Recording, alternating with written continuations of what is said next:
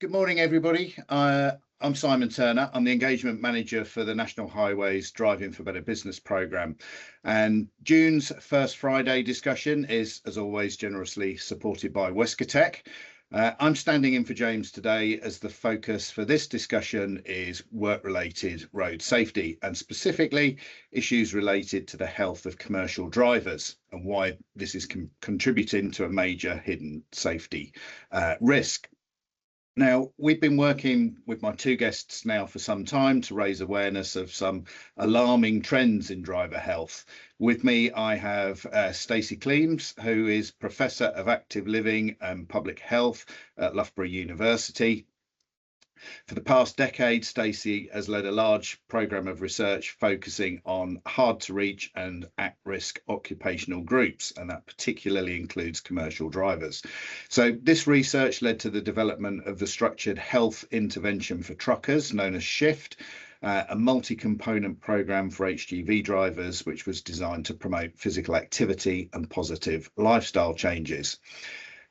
Also with me, I have Dr. Grant Charlesworth-Jones, who is chair of D4 Group. That's a group of companies that includes D4 Drivers, the UK's largest provider of medicals for vocational drivers, and D4 Health, providing occupational health services.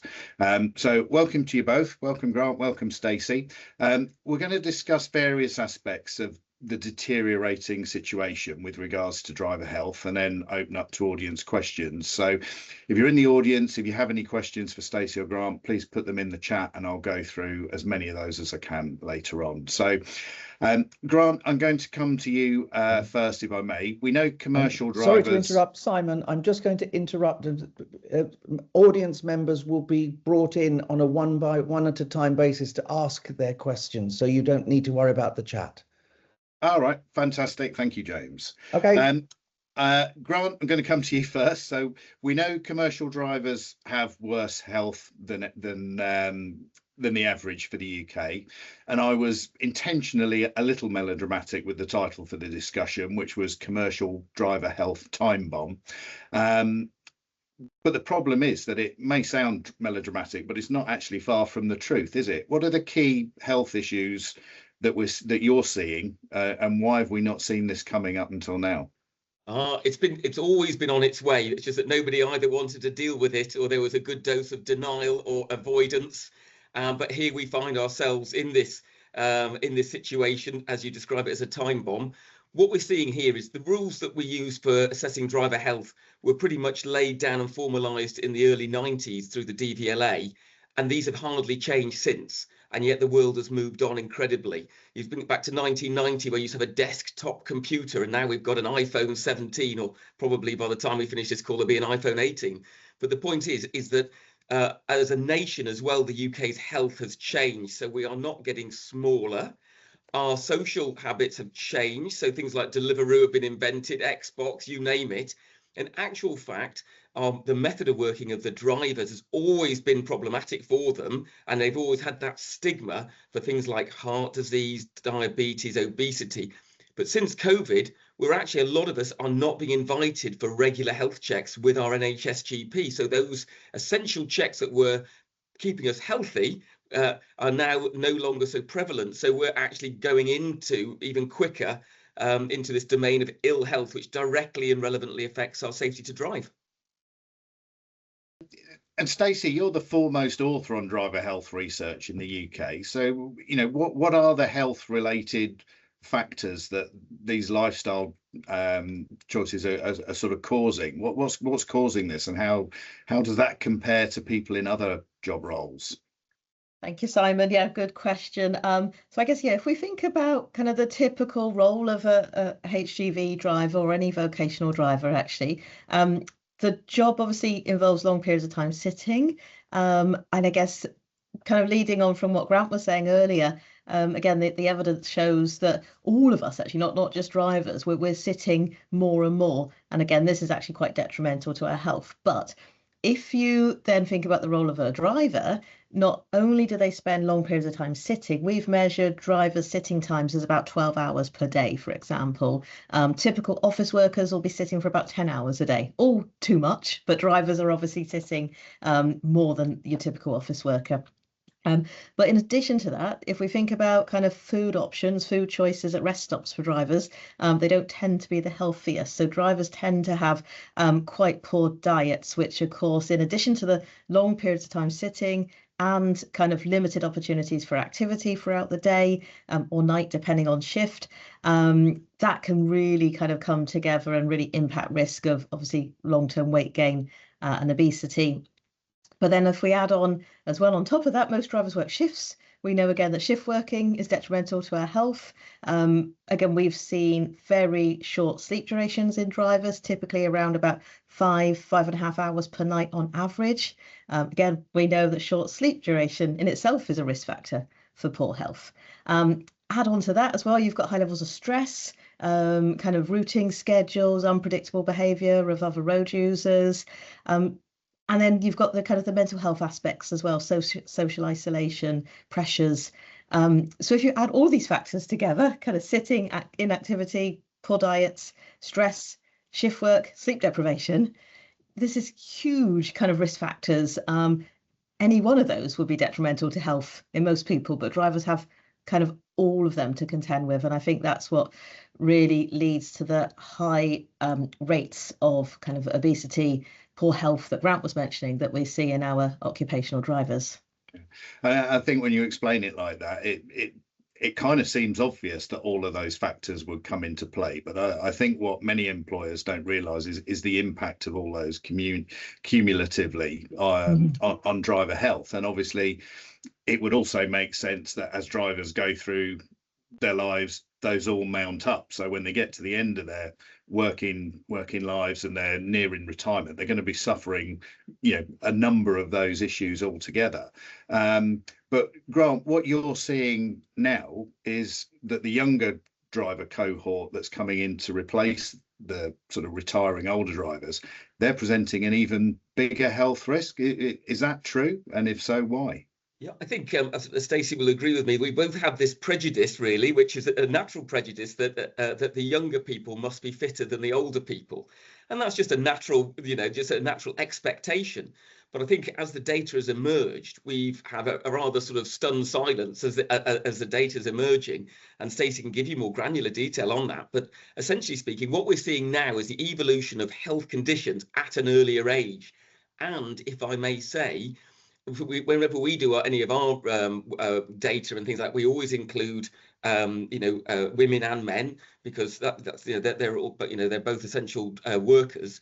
But what we're seeing is that by going into the driving, the vocational driving, that we're seeing actually, this is basically everything we thought about health is we're now having to sort of redistribute our thinking. And what we know now, and what we'll be able to formalise later this year and explain in detail, is that actually the younger drivers have got more undiagnosed medical conditions than we ever imagined. And that's to say, we know that there's a lot more undiagnosed type 2 diabetes, for example. But what we're starting to see now is people in their late 20s and early 30s emerging with problems related to blood pressure. Now, we're all familiar, or most of us should be familiar with knowing that people who've had a critical health event in their 40s. But, we've had a number of individual cases this year already involving, one was a female driver, had a heart attack at the age of 33. We sent somebody to hospital the other day with pre-terminal blood pressure at the age of 29. This is not what we were expecting to see. And so actually, when it comes to risk assessment, we have to take age out of it. And actually, you're better off knowing the people who have got diabetes, who've got it managed and monitored, than the people who have never been tested for it whatsoever and presume they haven't got it by virtue of a younger age. So if you're looking at a resilient population of drivers, and recruitment's always going to be difficult in this area, this is every operator's biggest asset. And actual fact, you really have to look after them, because all your vehicles are quality assured. They come off a production line. They've been designed on a computer. The person behind the wheel absolutely hasn't. And that's the one element about all of this in terms of risk that you have to monitor and manage most.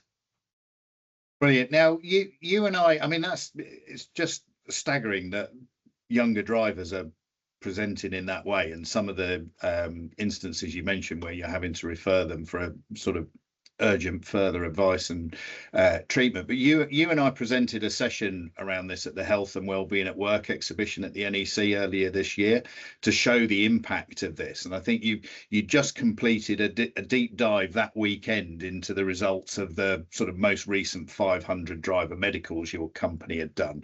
And I was just wanted to share those 2 slides and get you to talk through those.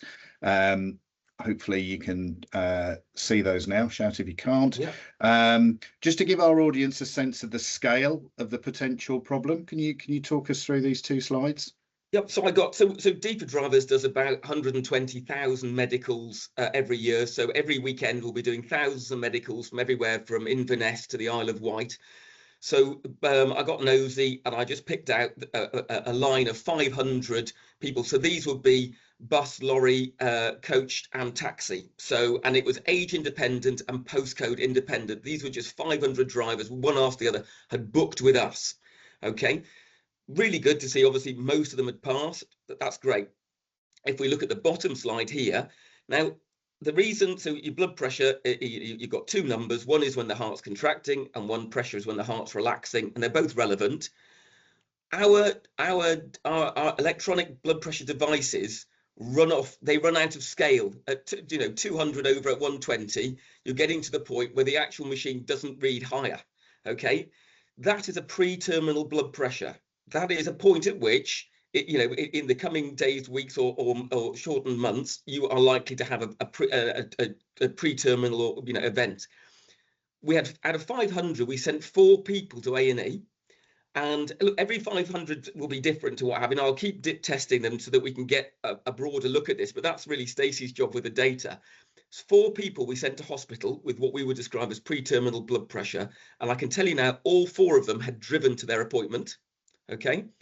You've then got, see, the problem we've got with the current regulations is it enables you to work far into ill health before it stops you driving. So by the time you fail because of your blood pressure, you should have been a patient with your GP years earlier. And that risk, so the worrying thing here is how many people technically pass, but actually they've got a blood pressure which is way too high, and they should be seeing their GP. They've got stage 3 hypertension, kidney damage, you name it, but they can still drive.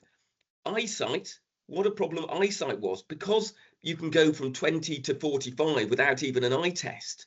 We look at Stacey's diagram, of how many checks you do on a vehicle, but you don't test the driver's eyesight. But we can see lots of after blood pressure, eyesight is the most common cause of failure. And then you've got the people who fail, because they've got high blood pressure, a BMI of 40, we've got morbid obesity. I would say to you that if you have got obesity of that scale, you most likely have sleep apnea, heart disease, and type 2 diabetes until proven otherwise. So what we've got here is this is hiding in plain sight, because blood pressure doesn't show any outward signs. You don't know it until it causes you a problem. And people say, well, I was fine yesterday and today I had a heart attack. Yeah, but you will have had that blood pressure for years before. It's just been undetected. But you've been sitting with that risk.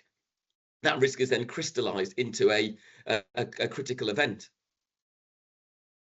And so what you then did was extrapolate that out across the whole sort of driving population. And we get to 20 million people driving for work, because that includes commercial vehicles, buses, taxis, trucks, vans, company cars, and grey fleet. So it's estimated that at least 20 million people drive for work in some capacity in the UK. And so what you've done is extrapolated those figures out, and some of those figures are huge, aren't they?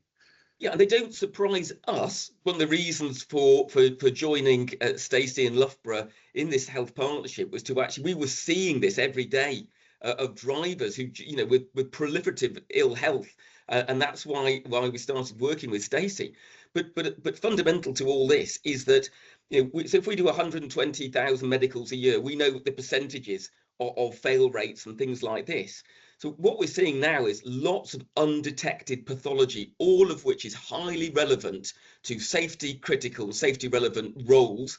If I may say as well, this affects company car fleet drivers, it affects van drivers.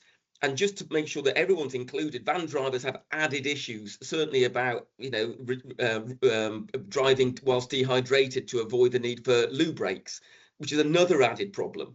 But just to focus on this, there's so many easy things. And by the way, and Stacey can you know, really double down on this, the more unhealthy the driver, the greater the road risk. The more likely your driver is to be involved in an incident, and the more likely that incident is to be serious.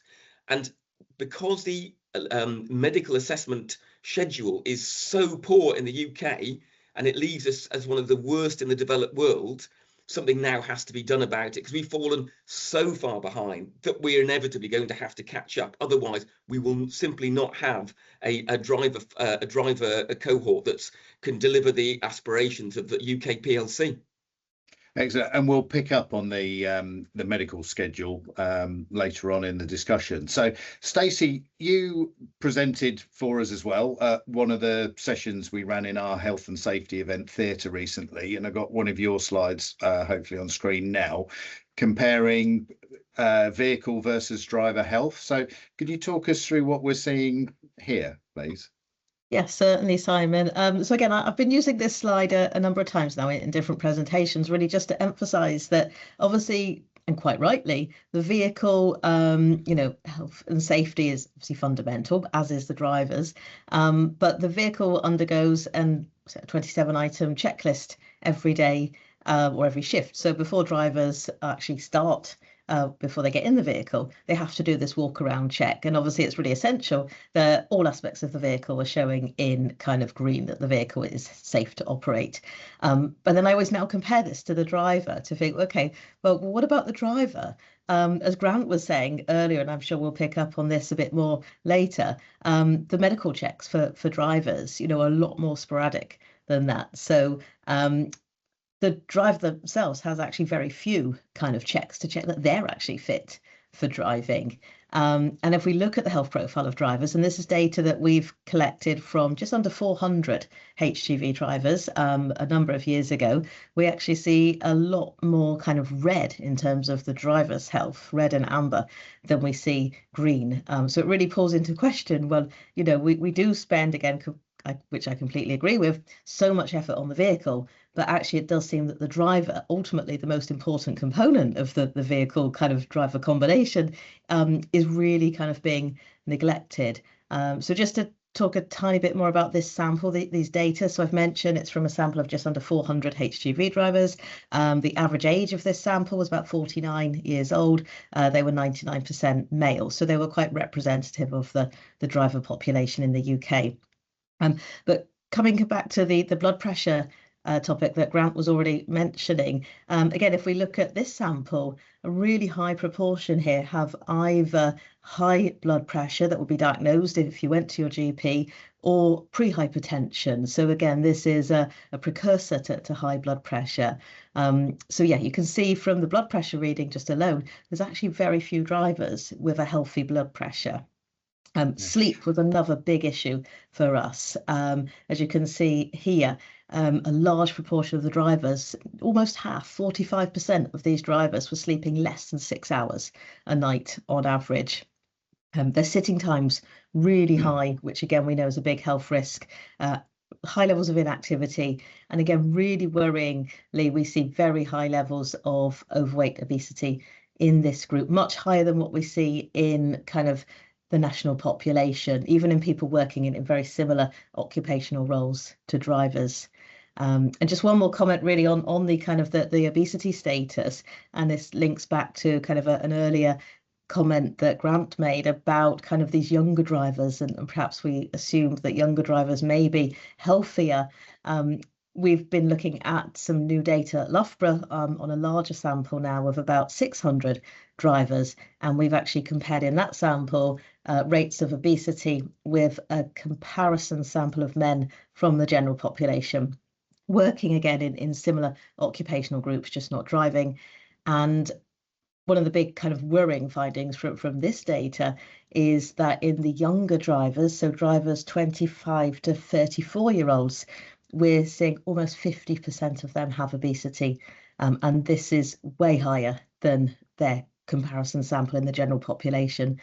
So it's suggesting from this early data that these younger drivers in their 20s, 30s already have high levels of obesity, which of course is extremely worrying given we know that this is a long-term risk factor for poor health, and the fact that these drivers won't be having a medical until they're 45. And of course, a lot can happen in that intervening time. So that's kind of a few comments really on our data. From some qualitative work with drivers as well, an interview study, you can see some quotes here on the screen. Drivers overall are feeling very much neglected, very much underserved, not valued at all, which of course is also detrimental for their mental health.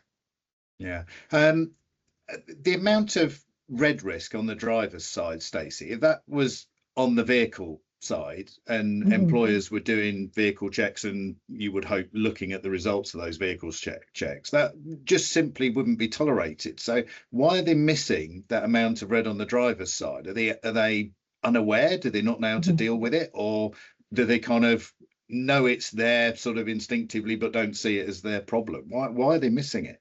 Yes, really good question. I guess really the driver's health, as Grant was saying, that they're not really frequently monitored as well. So perhaps we appreciate everyone is busy and obviously there's targets to be met. So again, it may just go unnoticed. I think it's only once you've actually got data and you put data like this in front of people that people perhaps realize, oh gosh, that there is a problem. And that's what we're trying to do with our research, is again with Grant and very much in partnership with E4 Drivers, we are trying to build up a really large evidence base to really highlight these issues to the sector, because I think perhaps it's probably quite easy for it to go unnoticed, particularly in the absence of regular checks for drivers. And I guess it is no one's fault. I appreciate everyone is extremely busy, and people have got key priorities. But I think it's perhaps until you see the data that you realise, we need to do something here. Yeah. Right, I'll stop sharing that. So Grant, if I can come back to you. So that slide Stacey's just shown was a really good visual to help in understanding the different risk areas that kind of employers are missing and really need to be concerned about. And of course, your database is indicating the situation's getting worse. And the kind of strapline to this session was we seem to be fast approaching a situation where we're going to have a lot of vocational drivers on the roads who are medically unfit to be there. So, how much worse is it going to get? What are your immediate concerns about the stuff, all these stats that we've just been talking about? Well, the most important thing is you make good decisions based on good quality data. So I think if Stacey's saying there's a problem, then there's a good chance there's a problem. And so we're better off interfacing with that.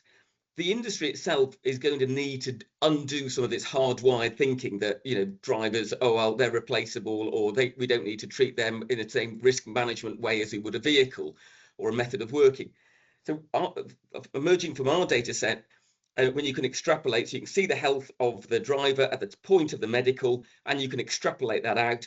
And our data is certainly identifying, especially with blood pressure as well, about 1 in 4 drivers won't be fit to drive for more than a year after their medical.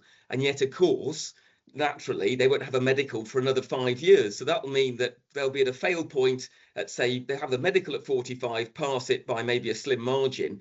By 46, they won't be fit to drive, but it's not till 50 that we actually catch up with that. And all of that is uncrystallized risk. Okay, so we can't do nothing about it. What I'm also going to be advocating here is not taking a radical approach. No one is going to convert this group into superhuman gym rats. What we're going to be suggesting is regular worksite wellness checks. I think Stacey can explain that more as well.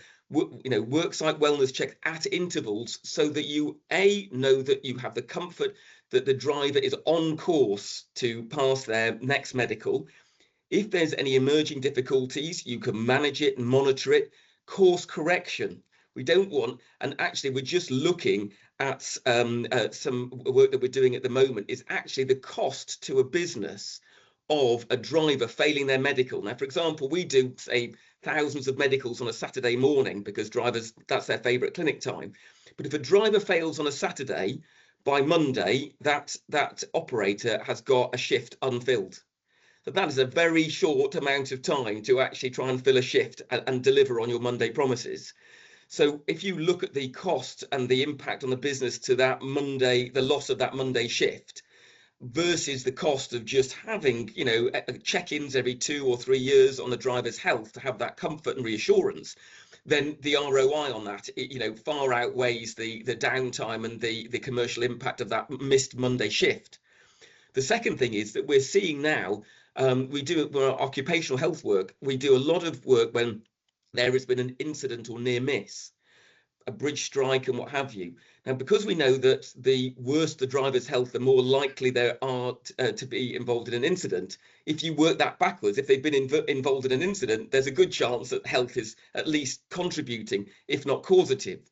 So when we do a sort of a post-incident sort of shakedown from the medical perspective, and we our smarter operators do, if they have a near miss, they look for a medical problem to see if that's, you know, related to it. And we've picked up from near misses just simple eyesight problems. So, I mean, a near miss is telling you something that's likely to crystallize, isn't it? And what we're seeing as well is that actually it is much better doing the intermittent worksite wellness checks, because if you do have a bridge strike or you do have an incident or something like that, and you've had, because the legislative framework is just full of holes in terms of the intervals and so forth. I think Stacey wouldn't disagree. We are the only country in the world that lets people go longer than go so far as a quarter of a century between medical assessments, and we call ourselves a developed country. So, you know, we've got to, but if you've going back, if you have an incident and you've been having some checks, so you know that your driver is fit to work, you've addressed the risk by monitoring and managing it, and you know they're safe to operate a vehicle. If there is a problem, you are much more likely to be looked at more forgivingly, because you've been more proactive than the legislation. But it's only because the legislation is so poor, that doesn't mean you're fit for purpose just because you're legislatively passed. Yeah. So what do you think needs to be done to resolve this then? I think that the data is, and don't forget, this has got to come into focus through, you know, Stacey's sort of formalized research and what have you. But wouldn't it be sensible to start aligning ourselves with international standards, which essentially are all drivers go for a medical every 3 years, for example. You qualify and then the clock starts on your medical. You don't qualify and then get given a 20-year pass until you're 45, for example. So I think there's also more that we can do to do better medicals. One example is this. So if I have a particular blood pressure, that is relevant to that person. But we don't ask people any more questions than that, and we can ask far more questions. And what we're working towards as a company is a digital platform where we can get digital data and we can find out more information, and we can start to build up a risk profile, and we can start to build up ways in which we can coach drivers for that course correction, and ways in which we can monitor them through things like wearables and so forth. And all that is much better than filling in. We still fill in paper forms in ink and we put them in the post. I mean, like literally, short of using a tablet or something like that, and I mean a wax tablet and a quill, you know, we couldn't get any more retrograde in our approach to this.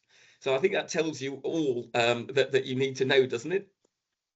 Yeah, and what you're talking about there, I guess, requires legislation to change all of that. None of that's, yeah, that's not an immediate thing. So, Stacey, I mean, in the meantime, what is there help for employers and fleet operators in terms of sort of good practice and advice on what to do? I know you pioneered this the shift initiative, and you're, I think, piloting something else called worksite wellness checks. So do you want to tell us a little bit about those and how employers can start to take some initiative? Yeah, certainly. Yeah, I agree. I think ultimately, agreeing with Grant, we probably do need this legislative change long term, because again, based on the evidence that we've recently collected from a review of medicals, we have found, as Grant was saying, that we are way behind in this country to other countries, most of EU. Other countries as well, such as India, South Africa, have more frequent medicals than us. So it is a big issue. But appreciate that we can't change legislation straight away. So again, what we're doing at Loughborough and in partnership with D4 Drivers with Grant is looking at kind of solutions that we can do, or kind of things that we can help employers implement to support health and well-being of their drivers. One of them, as you mentioned, Simon, is the SHIFT programme. This is very much an evidence-backed driver CPC module. It's been in development with evidence kind of collection, with this work starting over 10 years ago now. But we are very delighted that I think in 2023, actually, it was registered as a DVSA accredited driver CPC module. And it is being implemented by a growing number of operators, which we're really, really excited about. But what is SHIFT? So SHIFT, as I said, is a CPC module. It is a very interactive CPC module. There isn't actually a single PowerPoint in the programme, and it is derived from diabetes education used throughout the NHS, but obviously tailored very much for drivers. So the programme is very much discussion based. It's obviously led by trained driver trainers who receive training from our colleagues in the NHS. And it includes very much discussions around just raising drivers' awareness about perhaps what health risk factors are they exposed to, what risk factors can they do something about, such as moving more, kind of eating slightly healthier where feasible, and what things can they not do anything about, such as getting older. So again, we appreciate, obviously, there's some things you can influence, other things you can't. On the things you can influence, SHIFT then very much focuses on what very small changes can drivers make within the confines of their job that can help them adopt healthier behaviours. So it's very much sympathetic to the job demands of drivers. And as I said, it's very much discussion based, where drivers actually come up with solutions themselves that they feel they can implement. And SHIFT is all about making small changes as well. So we're not, again, saying to drivers, right, you've got to go and start running, or you've got to go and cycle for half an hour every day. It's very much just, very small movement changes. And actually, one of my favourite examples from a driver who was really, who really took on board messages of SHIFT was when we talk about kind of dietary choices and calories and energy and food. One driver told me about 2 years after he'd experienced the programme that his routine was to have a almond croissant every day. He told me he still has his almond croissant every day, but now he buys one, cuts it in half, and he has half a day. So again, he's still having something he enjoys, but he's having half of that. And long term, that can actually make a difference in terms of energy consumption. Couple that with a bit more movement, that driver actually lost about 2 stone in weight, and now I know is enjoying a very healthy retirement. So that's what SHIFT is. It is available, as I said, as a driver CPC module. We are really keen to work with as many operators as possible, and we're really keen to get it out there because we do have evidence that shows that it can lead to clinically meaningful increases in activity in drivers. So that's one avenue for health education. And then the other one that we're working on, again with Grant, is we are piloting right now on-site driver wellness checks. So now these are designed, as Grant was saying earlier, to be a bit of a kind of a check, an interim check of drivers. So we're actually going into the work sites, and we're taking all of our portable health check kit with us, and we're spending about 30 minutes with drivers. Again, it's all volunteer drivers at the moment, and we're giving them a little kind of well-being check, and we're calling it a well-being check rather than a health assessment or health check, because drivers actually prefer the term well-being checks. When you call it that, they are really engaged in it. The types of measures we're doing are finger prick blood tests. So we're looking for diabetes risk. We're looking at cholesterol levels. We're also collecting a little urine sample, which we're looking for kidney function, because we also hear about dehydration being a big issue in drivers. That is also a second check for blood for glucose levels. We're looking at some kind of brief mental health screening measures as well. We're measuring height, weight, body composition, waist circumference, and screening for sleep apnea.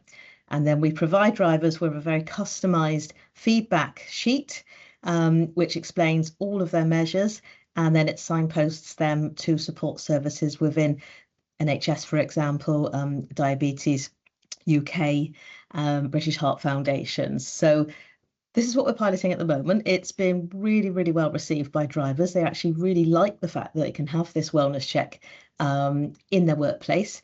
And when we tell them that we're going to come back, in this case, in 6 months' time, to measure them again, they seem to be quite motivated to want to kind of improve their readings within 6 months.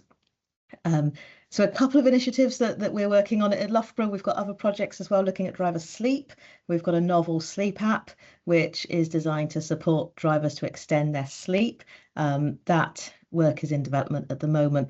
But yeah, lots of things kind of happening to try and really hopefully improve health and well-being of drivers. And if anyone's interested, then please drop me an email. Brilliant. I'll share your details after for that. Thank you. I'm going to open up to questions in a couple of minutes. So if you'd like to ask Grant or Stacey a question, please put your hand up now, and then we'll invite you to ask the questions. Grant, just before I go to questions, we're working on something with you for September, which is National Driver Health Awareness Day. I think that's the first time that's ever been done. Do you want to just tell us a little bit about what's planned? Yeah, no, absolutely. Well, this Stacey and I have put our heads together on this, and it's about time this rather unloved cohort of essential workers got a lot more recognition and took people took their health seriously. So we have founded the National Driver Health Awareness Day, which is on the 4th of September, and from that we are going to be sharing the insights of work that we've been doing together. What the data, I said, good decisions are based on great data, and we actually let's make some great decisions on how we can monitor and manage driver health and make the driving workforce future fit, and to enable that productivity that operators and the country aspires to. So we're going to be revealing for the first time outcomes of research, and we're also going to be sort of looking to the future of how the UK can go from lagging right behind and right at the back to being one of the leading countries in the world in terms of best understanding driver health. And you won't be surprised to learn that the solution for that is predominantly a digital one, but we can leapfrog a lot of the progress that we've missed over the last quarter of a century and bring this very much into focus on that one day.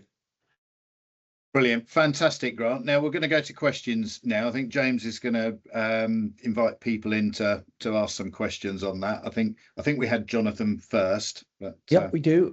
Jonathan Daniel, you're very welcome to join us. Hello, Jonathan. Tell us a bit about you, and then the floor is yours.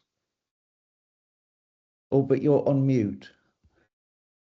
Sorry, yeah, that would be really helpful if I took it off, wouldn't it? Hi, everyone. My name's Jonathan Daniel, Director at Fitback Physiotherapy. Firstly, I just wanted to congratulate Stacey and for all the great work she's doing with Shift, and also for Grant and D4 Health for all the fantastic work you're doing. We've been providing physiotherapy services for businesses for over around 25 years, showing my age. We started off in the dray industry, and going back 25 years, these guys were driving around having a beer allowance and allowing beers during the day at the various pubs that they were delivering beer to, which is actually pretty scary now. We've been doing a lot of one-to-one sessions, physiotherapy over the years, and over the last 3 years, we've introduced mental health services.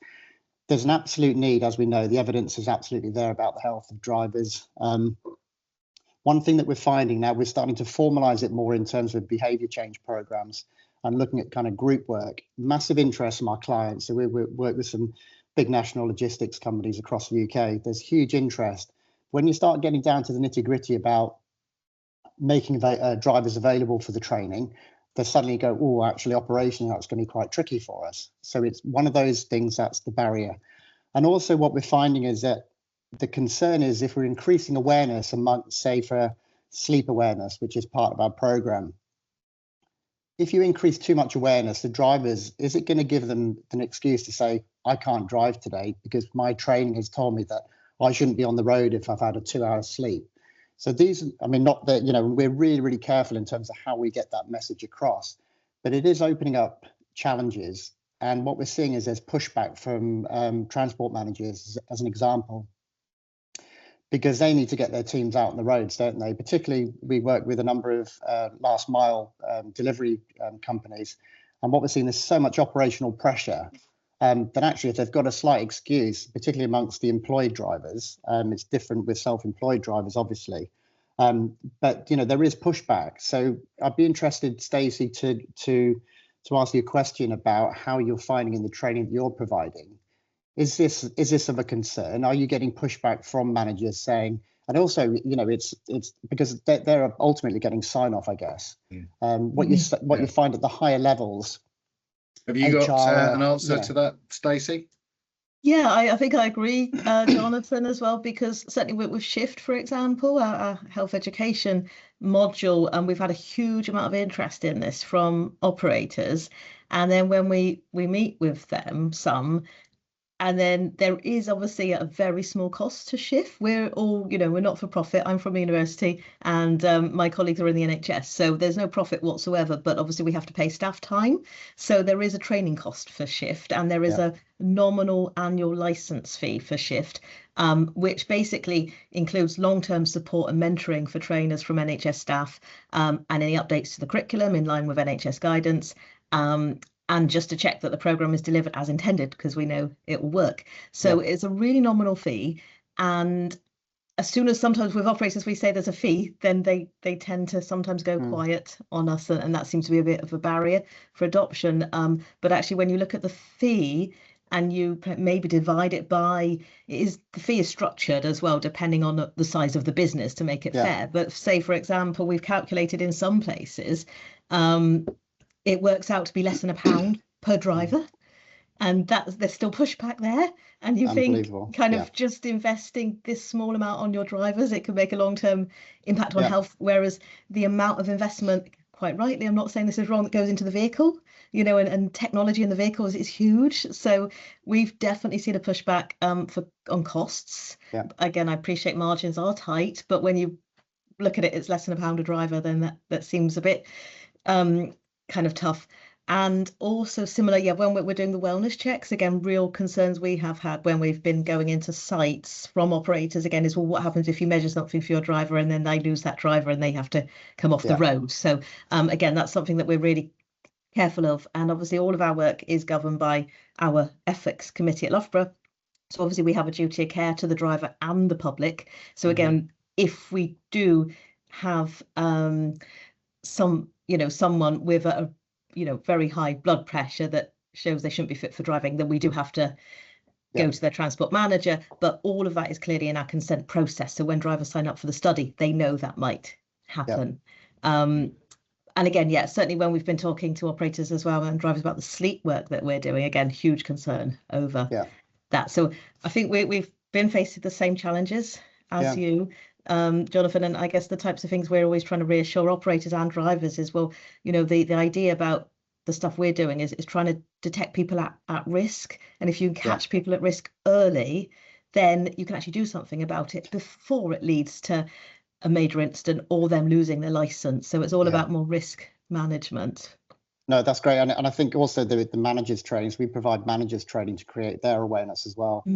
Now, do you want, potentially with the slight inconvenience of having someone taken off the road for a short period of time, that's surely better than having an incident and a death on the road, which is just going to be devastating for everyone. So I think it's the manager's awareness is really important as well. Thanks, Jonathan. James, cheers, anyone else? Jock Boyle. Hello, Jock. Oh, you're on mute, Jock. Hi, good morning. Morning, Jock. Hello, Jock. You got a question for Stacey or Grant? So I beta tested the sleep monitoring app for Loughborough University, and my last medical was with D4. All excellent. I was a driver for 30 years, and driving is 90% has a perception, and that's why 90% of collisions are preventable. It's the major cause of collisions with Loughborough University. They done all the research for the direct vision standard, that has been put into London, and London has evidenced a 50% reduction in road fatalities. But it's only in London, because the rest of the UK has only achieved a 1% reduction. And it's because of politicians and the major cause of collisions is the vehicle design. Right, but Jock, we're not doing vehicle design here. We're on driver health. So have you got a question around health? So I was 30 years as a driver, right? I've got diabetes, and I know it was the everything about the vehicle is monitored. The driver's monitored for behaviour, right? But all these things are distractions. Now, I solved the problem by giving up driving, because legally, you've got to have uninterrupted visual field of view of 160 degrees. As soon as I get behind the wheel, I don't have that, because the blind spots, right? Now, that is the reason I will not drive, because as soon as I get behind the wheel of a HGV, I am then responsible for everybody out there. Now, drivers are going to jail because they didn't see the cyclist and they're killing them, right? That's not right. That's not right. So, as for health, so you're expecting a driver. Jock, sorry. Okay. That's really interesting points, but we're running out of time, and I do have a couple of other questions that I want to get to as well. But it's really important, that link between we've got all the vehicle design, but we've got the health issues as well. I think can I come to Ben from Waitrose? Without drivers. Hi there. Oh. Hello, Ben. Over to you. Oh, hi, James. Yeah, I just wanted to say, I mean, Stacey, we met at the health event, and Grant, our company uses D4, so we're all connected in some way. I just wanted to support what you're doing. I had a diabetes scare earlier this year. I've done some work with the surgery. I've done an expert diabetes course. As a result, I've lost a bit of weight. I've no longer got that diabetes rating, although apparently I still have to declare that on travel insurance and stuff like that. But this is really good, getting in there, and I really want to. I will reach out to you, Stacey, about the course, the shift course, because I think that's something that we need to embrace as a partnership. And we did do a course a few years ago on nutrition. And I remember the trainer, she had a box of Kellogg's cornflakes. No, it was Crunchy Nut cornflakes, which we know is about 100% sugar, with Steve Redgrave on the front cover. And you think, what's going on here? And I'm sure we can all chuckle at that footballer who called out Coca-Cola a couple of years ago. I mean, what are we doing allowing a soft drinks product to sponsor a sporting event? I don't know. It's all about money, isn't it? So there are so many changes we have to make, and if we can make a small difference to our drivers, that's got to be a good starting point. So thanks for all the work you're doing. Thank you. Thanks Thank very you. much, Ben. We move on to Ray Williams from Slater and Gordon. Yes, good morning. As some of you may know, as well as working for Slater and Gordon and having been a police officer for quite a number of years, my little hobby is driving coaches, and there's nothing better I like at the weekends than taking 50-odd people on little weekend breaks away across the UK. And as it happens, my driver medical is tomorrow at Dr. Grant's.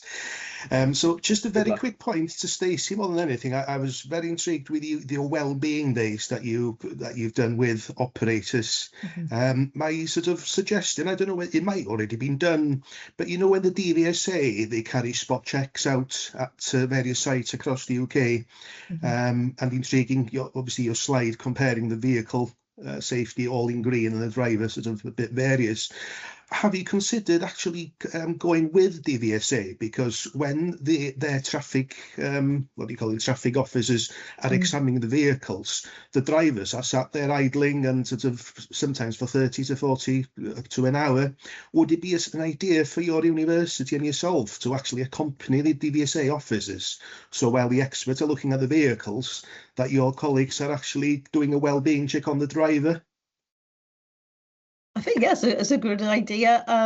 Ray, I haven't really kind of thought about that yet, but and I guess, I mean, the only slight concern is if we did measure the driver there at the roadside and we found that they shouldn't be driving, I guess there's maybe an issue. But and I don't have a HGV license, so I couldn't take over and drive. But yeah, no, I think it's a really good point, actually. And one thing we would like to do is actually do some kind of truck stop wellness checks. So just be at different truck stops in the country on different occasions. So any drivers kind of pulling by could have a wellness check there. That's something we're working on. And we're really hoping maybe as part of the overall driver health day on the 4th of September and kind of in the lead up to that day, we would love to be out and about kind of doing kind of these wellness checks more kind of in you know, other areas that are frequented by drivers. But I'm certainly open to any conversations as well about with the DVSA about kind of spot kind of well-being checks, because I think, like you say, if the driver's just sat there while the vehicle's being checked, it could be a great opportunity to